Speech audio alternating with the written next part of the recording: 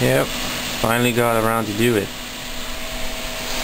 Weld the snowblower back together because it was all open all the way down here, both sides, and just wasn't even attached to the snowblower anymore. So yeah, welded some new steel in, 1/8 of an inch all the way around and wrapped around the sides so it shouldn't move. So all I had was white paint, so that'll be white paint for now. And maybe in a few years I'll send it to sandblasting and paint it the right orange color. For now, what it's gonna have to do, this is gonna keep the rust away, or at least slow it down. So that's it.